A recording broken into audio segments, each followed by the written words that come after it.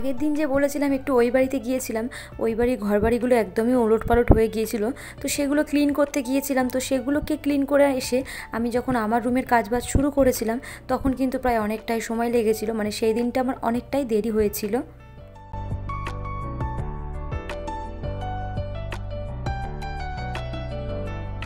Good morning বন্ধুরা, আমার নতুন একটা ব্লগে তোমাদের সবাইকে অনেক অনেক স্বাগত। কেমন আছো তোমরা সবাই? আশা করছি সকলে খুব ভালো আছো, আর আমিও কিন্তু ভগবানের নামে বেশ ভালো আছি। তো আজকে ব্লগটা এখান থেকে স্টার্ট করলাম বন্ধুরা, অনুরোধ রইল পুরো ব্লগটা দেখার। আশা করছি তোমাদের ভালোও লাগবে। তো সকালবেলায় ঘুম দিয়ে উঠে যেটা আমার প্রথম কাজ হয় একদম ভগবানের দর্শন করা, তারপরে কিন্তু আমি দরজা জানলাগুলো খুলি। তো এই যে সকালের বাসি ঘরের কাজকর্মগুলো শুরু করলাম, তারপরে কিন্তু আমার ভোলা বাবার একটু গানটাও চালিয়ে দিয়েছি। আসলে কি বলো তো বন্ধুরা, সকালবেলা না একদম ভোলা বাবার বা কোনো ঠাকুরেরই গান বলো চালিয়ে যদি একটু কাজ করতে পারি, আমার মাইন্ডটা একদম ফ্রেশ হয়ে যায়। সারা দিনের মানে কি বলবো, এত যে ভালো লাগে মনটা কি বলবো। তো ওই ভোলা বাবার একটু গান চালিয়ে দিয়ে আমি কিন্তু আমার সমস্ত কাজগুলো একটার পর একটা গুছিয়ে নেব।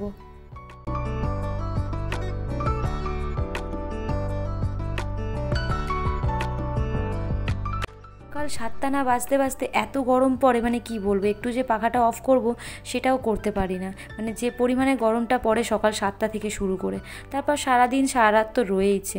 কিছুদিনের জন্য তো মানে গরমটা একটুখানি হলেও কমেছিল, যে পরিমাণ বৃষ্টিটা হচ্ছিল, কিন্তু সেটা আবার যেইকা সে, মানে এখন তো মনে হচ্ছে পচা গরম একটা। তো যাই হোক, এখন নাকি একটু গরম পড়বে, নয়তো আম কাঁঠাল পাকবে না।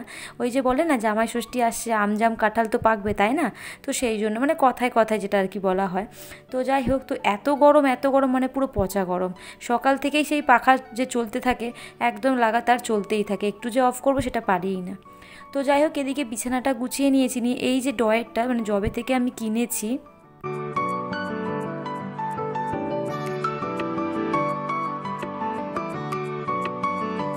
থেকে একবারও কিন্তু ড্রয়ারটা ধোয়া হয়নি বন্ধুরা, শুধু মুছেই নিই জানো তো। এমনি মুছলে পরিষ্কার হয়ে যায়, তারপর সমস্ত কিছু খুলে কিন্তু জিনিসপত্র বের করে ভালো করে মুছে দিলেই একদম ক্লিন।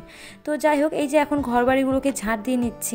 কি হয়েছে বলো তো বন্ধুরা, একটু যদি একটানা কাজ করে আমরা উঠতে পারি, মানে একদম টানা লাগাতার যে কটা কাজ থাকবে সে কটা কাজ, মানে স্নান পুজো রান্না থেকে শুরু করে বাসি ঘরের যে সমস্ত কাজ থাকবে, তো সেগুলো সমস্ত করে যদি তুমি একেবারে বসতে পারো, তাহলে দেখবে তোমার কাজও কমপ্লিট হয়ে গেল, আর কখন যে সময়টাও কেটে গেল বুঝতে পারবে না। মানে 2-2.5 ঘন্টা সময় যদি দিতে পারো সংসারকে, একদম টানা কিন্তু সমস্ত কাজ হয়ে যায়, আর সমস্ত কাজ সেরে বসতেই কিন্তু ভীষণ ভালো লাগে।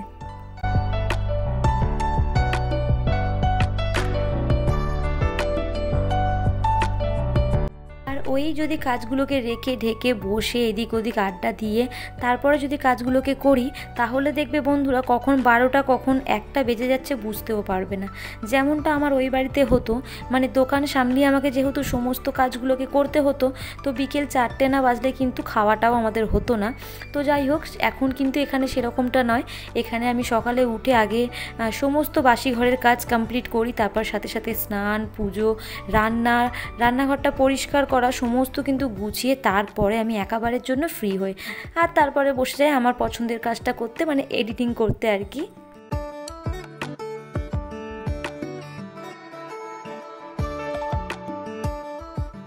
তারপরে কি বলো তো বন্ধুরা, একটা জিনিস খেয়াল করবে, যদি টাইমটা একটু মেনটেন করে তোমরা চলতে পারো, দেখবে তোমার সাথে সাথে তোমার ঘর বাড়িও ঠিকঠাক রইলো, তুমিও টাইম টু টাইম সমস্ত কাজ, স্নান পুজো খাওয়া ঘুমানো, আর যদি তুমি এক্সট্রা কোনো কাজ করো, সে ইউটিউব হোক বা যা কিছুই হোক, তো সেই কাজটাও কিন্তু গোছানো হয়। তো আর যদি টাইমটাই আমরা ঠিকঠাক করে মেনটেন না করতে পারি, করছি হচ্ছে হবে কোন দেরি হয় হোক, যেমনটা ওই যে বলছিলাম আগের দিন আমি ওই বাড়ি একটু পরিষ্কার করতে গিয়েছিলাম বন্ধুরা।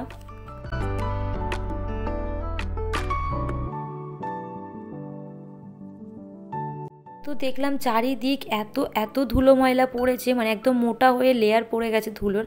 তো সেগুলোকে সমস্ত কিছু ক্লিন করে বিছানার চাদর ফাদর সমস্ত কিছু সব কিছুই করলাম, ড্রেসিং টেবিল শোকেস সব পরিষ্কার করলাম। শুধু কি বলো তো বন্ধুরা, ওই যে পাখাটা পরিষ্কার করতে পারলাম না, মানে যেহেতু পাখা মানে যেগুলো আমার হাত যায় না সেইগুলোই না আমার হাত থেকে একদম কাজ হয় না সেই কাজগুলো। তো পাখাটা আর হলো না, বাদবাকি কিন্তু আমি সেদিনকে সমস্ত কাজ গুছিয়েছি, শোকেস থেকে শুরু করে ড্রেসিং টেবিল থেকে শুরু করে ঘর বাড়ি জামা কাপড় কাচা সব কিন্তু পরিষ্কার করেছি ওই বাড়িতে। আর ওই বাড়ি থেকে সমস্ত কাজ সেরে এসে এই বাড়িতে ওই যে একটু বসে গিয়েছিলাম,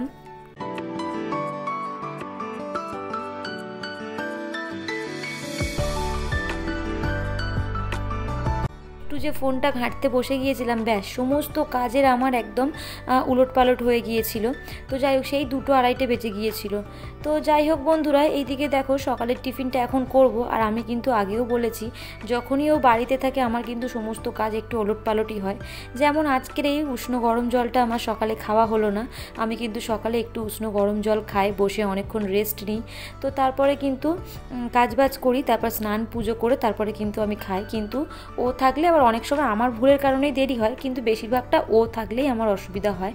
এই যে যেমন আজকে স্নান পুজো হলো না, কিন্তু খেয়ে নিলাম। কি করব বলো, মনটাও মানছিল না, কিন্তু বাধ্য হয়েই খেতে হয়েছে যে না একটু খেয়ে নিই। আজকে না মানে আগের দিন রাত্রেবেলা ম্যাগি করেছিলাম।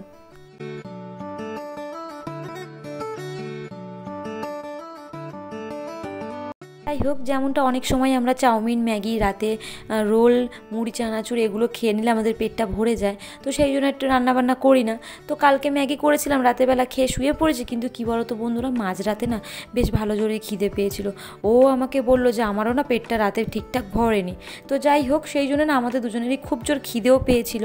আর ও বাড়িতে থাকলে আমি একটু পরোটাই আনতে বলি, যেহেতু পরোটা একদমই টিফিনে করা হয় না। তো যাই হোক, সেই জন্যই সকালের টিফিনটাই যে পরোটা করলাম। আর ও একটু দোকান থেকে আমাকে দই এনে দিল, মিষ্টি দই। তো যাই হোক, সেই দইটাই আমি এখন বসে বসে খেয়েছি আর কি। তো খেয়ে নিয়ে তারপরে কিন্তু আমি রান্না বসালাম। আর রান্নার আগে কিন্তু আমার স্নান পুজো হয়ে গিয়েছিল, তো সেগুলো আর ব্লগে নিতে পারলাম না বন্ধুরা।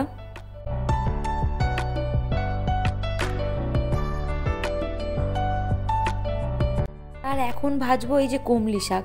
তো কমলি শাক সমস্ত কিছু কেটে ধুয়ে রেখে দিয়েছি। আর ওই যে পেঁয়াজ, লঙ্কা একটুখানি, তার মধ্যে না আজকে একটু আমি আলু দিয়েছি, জানো তো ভালো লাগে অনেক সময় শাক ভাজায় আলু দিলে, দেখবা। তো যাই হোক, এই যে দেখো এখন শাকটাকে ভেজে নিচ্ছি।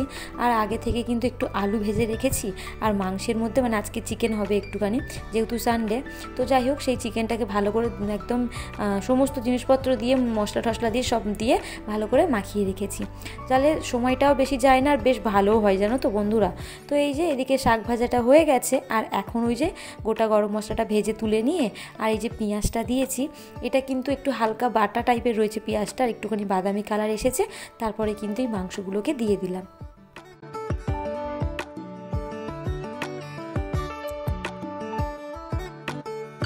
এই মাংসটা যেহেতু পোলট্রির মাংস ছিল না, তো সেই জন্য ভাবছিলাম যে কি করব, প্রেশারে কি সিটি মেরে নেবো, নাকি কষিয়ে গ্যাসটা আস্তে দিয়ে আর ঢাকা দিয়ে করলে সিদ্ধ হবে, কিছুই বুঝতে পারছিলাম না। তো ও এলো, ওকে বললাম যে একটুখানি খেয়ে দেখো, সেরকম যদি হয় তাহলে আমি একটু প্রেশারে বসিয়ে দেবো, যেহেতু এটা পোলট্রির মাংস নয়। তো সেই জন্য তো ও বললো যে না প্রায় অর্ধেক মানে আর কি সিদ্ধ হয়ে গেছে। তো আমি বললাম যদি অর্ধেক হয়ে যায় তাহলে আমি কিন্তু এখনও জল দিইনি, জলটা দিয়ে ফোটালে তো বেশ ভালোই সিদ্ধ হবে, তাহলে কি আমি প্রেশারে দেবো? তো বলছে না সিদ্ধ হয়ে যাবে, তাহলে তুমি আর প্রেশারে দিও না। অনেক সময় কি হয় বলো তো বন্ধুরা, পেঁপে দিলে কিংবা টক দই বা ভিনিগার এগুলো দিলে কিন্তু মাংস একটু গলে যায়। মানে চিকেনের ব্যাপারে এগুলো আমার হয় না, কিন্তু এই যে মাংসটা, এই মাংসটা একটু আমার প্রবলেম হয় রান্না করতে। তো যাই হোক, তো এদিকে দেখো এই যে এখনও কষাচ্ছি, মানে গ্যাসটা একদম আস্তে দিয়ে কিন্তু আমি কষাতেই থাকি। যে কোনো রান্না বেশিরভাগটাই আমি এইভাবেই করি, ঢাকা দিয়ে রান্না করার চেষ্টা করি, জলটা খুব কম দেওয়ার চেষ্টা করি। তো যাই হোক বন্ধুরা, এই যে দেখো মাংসটা ভালোই গলেছিল, আমাকে আর প্রেশারে দিতে হয়নি বন্ধুরা। আর এখন করব আমি একটু রায়তা।